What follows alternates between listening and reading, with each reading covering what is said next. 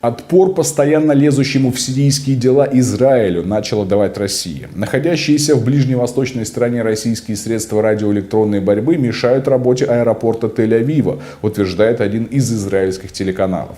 Ранее израильские СМИ также сообщили, что военные из России взяли под контроль порт Латакии, лишив таким способом авиацию Израиля возможности наносить удары по этому объекту. Ситуация в Сирии давно ушла с первых полос мировых медиа, однако это вовсе не означает, что в названной стране ничего не происходит.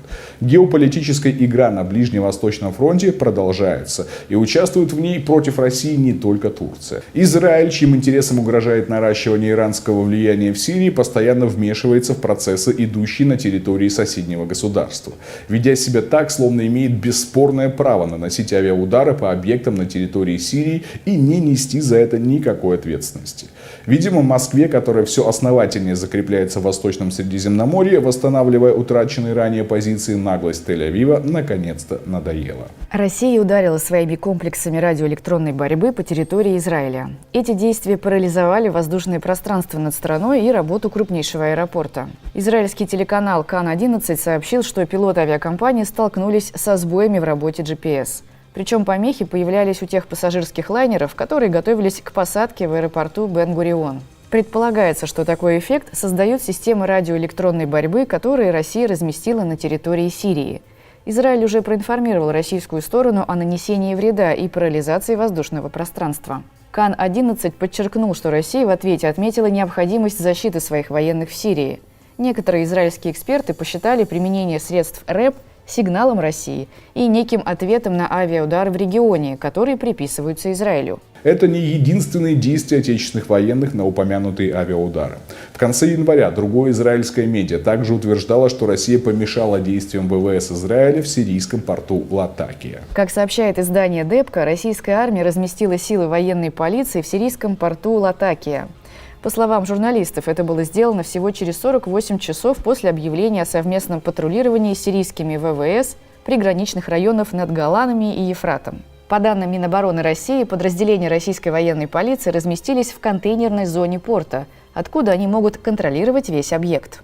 Издание Депка напоминает, что ранее израильские ВВС дважды наносили удары по этой зоне в сирийском порту Латакия. Однако теперь этим ударам будет препятствовать нахождение на объекте российских военных. Сообщается, что Израиль не был уведомлен об этих шагах России в Сирии. Хотя, как отмечают авторы материала, у двух стран существует совместный механизм для координации действий. Механизм-то есть, но еврейское государство использует этот механизм весьма избирательно. То есть координирует действия лишь тогда, когда считает это выгодным для себя.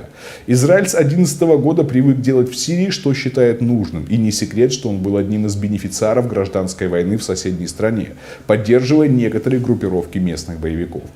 В общем, Тель-Авив, как бы ему не хотелось выставить себя белым и пушистым, играл в войне, в которую затем включились террористы запрещенной организации ИГИЛ, роль одного из агрессоров, пытавшихся достигнуть своих геополитических целей путем расчленения Сирии.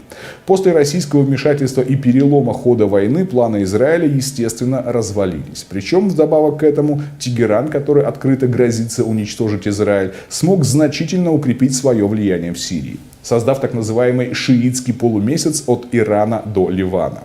Авиаудары, которые наносят ВВС Израиля по сирийской территории, направлены против прокси-сил, контролируемых Ираном. Однако в условиях геополитического противостояния за переход к многополярному миру Иран выступает союзником России против Запада в целом и США в частности, а Израиль – один из сателлитов Америки. Можно сказать, любимая жена Вашингтона на Ближнем Востоке. Во всяком случае, так было при Трампе. Сейчас, конечно, влияние израильского лобби на Белый дом ослабло, но списывать это лобби со счетов, конечно же, рано. Получается, что Израиль, пусть там и, как пел Высоцкий, на четверть бывший наш народ, постоянно влезая в сирийские дела, объективно играет против России, что, конечно же, не должно оставаться без последствий. Израильские пилоты один раз уже подставили российский самолет под удар сирийской ПВО. Второй раз такое повториться не должно. Если ради достижения этой цели в аэропорту Тель-Авива нарисовались проблемы у садящихся самолетов, то что ж, нам очень жаль, но не более. Посмотрим, сильно ли преуспеет хваленная армия обороны Израиля, когда ей начнут систематически мешать уже не сирийские, а российские военные.